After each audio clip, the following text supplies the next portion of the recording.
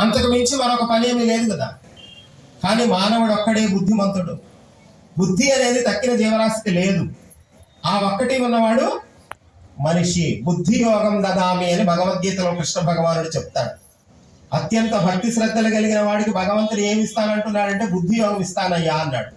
ఆ బుద్ధి ఉంటే ఏం చేయొచ్చో ఏం చేయకూడదో తెలుస్తుంది. బుద్ధి అంటే నిర్ణయించుకునే శక్తి.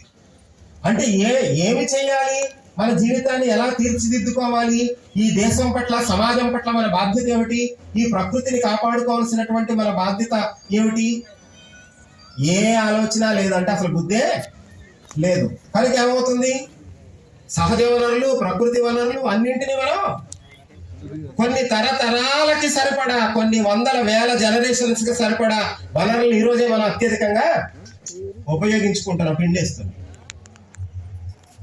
ఏ ఇంట్లోకి వెళ్ళి చూసినా చూడండి, పెద్ద పెద్ద మరి కలపతో